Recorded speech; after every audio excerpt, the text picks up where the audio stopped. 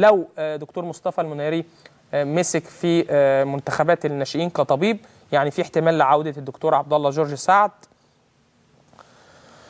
نروح لأحمد وجيه مراسلنا في بورسعيد. أبو حميد ازيك؟ برحب بحضرتك وبكل مشاهدي تلفزيون النهار. الله يخليك يا ابو حميد. عندك معلومات كده في مفاوضات بالنسبه لنادي الزمالك مع احد لاعبي النادي المصري اعتقد؟ هو بالفعل يا كابتن كريم، في طبعا تلقى حسام حسن لاعب وسط النادي المصري عرض من عن طريق احد وكلاء لاعبين، طبعا وكيل اعماله بيدو حسين، الانتقال لنادي الزمالك. وكان هناك جلسه جمعت حسام مع وكيل اعماله بالكابتن حلمي طولان، ابدى فيها اللاعب رغبته طبعا بالانضمام لنادي الزمالك. يعني حسام حسن كان عنده قعد جلسه مع كابتن حلمي طولان في القاهره. قعد هو وكيل اعماله كابتن كريم وكابتن حلمي طولان. طبعا كان الكابتن حلمي طولان كان طلب تدعيم طبعا في وسط ملعب نادي الزمالك باللاعب حسام حسن. اللاعب طبعا خلال الجلسه ابدى رغبته وترحيبه بالانضمام لنادي الزمالك. على الفور يا كابتن كريم انا كلمت حسام حسن علشان اعرف تفاصيل الجلسه. طبعا اللاعب قال انا عشان حبا في النادي المصري وجماهير النادي المصري، طبعا دي اخر سنه ليه كابتن كريم مع النادي المصري، فهو اللعيب عايز النادي المصري يستفاد وطبعا هو يستفاد. فهو حسام حسن اللعيب الوحيد في النادي المصري يا كابتن كريم اللي ما خفضش عقده 1.5 مليون، خد نسبه 25% من عقده، يعني ما يقرب من 350,000 جنيه. هيتنازل عن بقيه مستحقاته اللي هي حوالي 1,200,000 جنيه او 1,150,000 جنيه للنادي المصري. وينتقل للزمالك في شهر يناير بقى فتره انتقالات. في انتقالات يناير يا كابتن كريم. في المقابل يا كابتن كريم كلمت الاستاذ ياسر يحيى طبعا رئيس النادي المصري، سالته عن طبعا رايه ايه في انتقال اللاعب حسام حسن. رحب، والكابتن صبري المنياوي رحب بانتقال اللاعب لنادي الزمالك، مفيش اي مشكله عندهم، بس النادي المصري وضع شروط. اهم شرط ان طبعا الكابتن صبري المنياوي كان وضع شرط ان هو يدعم صفوف النادي المصري بحارس مرمى ومهاجم، فهم هيطلبوا اما جنش او ابو جبل وعرفه السيد الانضمام للنادي المصري في صفقه تبادليه مع نادي الزمالك. يعني من غير ما الزمالك يدفع فلوس في حسام يبقى صفقه تبادليه.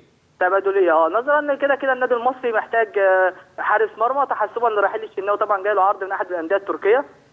فمحتاج النادي المصري محتاج حارس مرمى وطبعا مهاجم.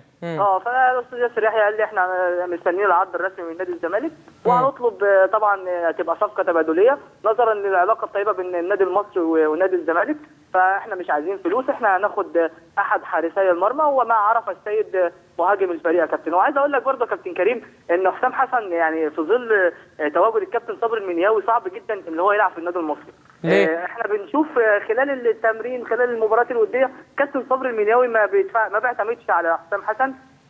مش عارف طبعا ايه القصه بينهم، بس هو اللي انا شايفه ان يعني العلاقه متوتره بين حسام والكابتن صبري المنياوي، واللاعب من حبه للنادي المصري ويقول لي النادي المصري يعني ليه فضل عليا، فانا عايز النادي المصري يستفاد وانا كمان استفاد عشان انا عايز العب. طيب حلو، يعني الكلام اللي انت بتقوله لي يا احمد ده يعني باذن الله الفتره الجايه في فتره انتقالات الشتويه. بالنسبه للنادي المصري واستعداداته لبطوله الدوري، الامور ماشيه ازاي والتدريبات، وهل في ماتشات وديه الفتره القادمه واستقبال يعني جماهير البورسعيد واللاعبين لخبر عوده الدوري؟ هو طبعا هنا الخبر يا كابتن كريم، انت حضرتك عارف ان بورسعيد هنا طبعا عشقها الاول والاخير هو كره القدم والنادي المصري. طبعا في ترحيب هنا جامد جدا. التمرين يا كابتن تدريب، كل تدريب يا كابتن كريم يعني اقول لك ملعب المريخ او الكنال الداخلي اللي هو سيد متولي حاليا بيبقى يكون ممتلئ عن اخره بجماهير النادي المصري، بيحفزوا اللعيبه بيشدوا من ازرهم. وطبعا من ناحيه بقى المباريات الوديه يا كابتن كريم، كابتن صبري المنياوي بيعاني من نقطه المباريات الوديه يا كابتن. المباريات الوديه في معظم فرق الدوري مش موافقه او مش حابه اللي هي تيجي تلعب في بورسعيد، يعني مش عارف تخوف بقى وهناك رفض من الامن، السر فين ما نعرفش، بس هو كل كابتن طبعا طارق يحيى كان صرح ان هو هيجي يلعب في بورسعيد. فجاه توقفت المفاوضات، رجع في كلامه الكابتن اسماعيل يوسف كذا قال الانتاج الحربي هنيجي نلعب في بورسعيد، فجاه برده ما جاش. اخيرا في مباراه يوم الاثنين يا كابتن كريم بين النادي المصري ونادي الرجاء، وده اول نادي من الدوري الممتاز هيجي يلعب في بورسعيد. يبقى المباراه طبعا تم الاتفاق عليها من قبل الاستاذ ياسر يحيى رئيس النادي وطبعا الحاج سعد صندوق رئيس نادي الرجاء. وطبعا المباراه هتكون يوم الاثنين يا كابتن كريم في ملعب نادي المريخ في بورسعيد ان شاء الله. برضو سامع كلام كده ان في عروض خليجيه جايه للكابتن صبري منياوي، هل الكلام ده صح؟ هو فعلا يا كابتن كريم في عرض من احد الانديه السعوديه للكابتن صبري المنياوي، انديه الدوري الممتاز كمان بعرض مادي مغري.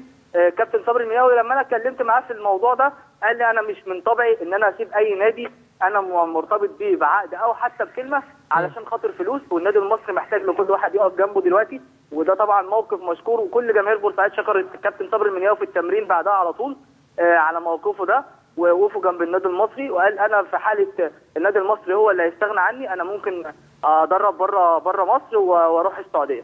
تمام، بشكرك شكرا جزيلا. احمد وجيه من بورسعيد وبيقول ان في جلسه تمت ما بين الكابتن حلمي طولان وحسام حسن لاعب النادي المصري تمهيدا للانتقال لنادي الزمالك. يعني حسب كلام احمد وجيه في صفقه تبادليه، النادي المصري عايز حارس مرمى وعايز مهاجم، في كلام على جنش او محمد ابو جبل، اعتقد هيكون محمد ابو جبل لو يعني الامور تمت كده، ان جنش يعني خد خبرات كبيره الفتره اللي فاتت مع نادي الزمالك وهو البديل الاول لعبد الواحد السيد. فهنشوف هل الصفقه دي هتتم ولا مش هتتم. في مشكله برضو في نادي الزمالك.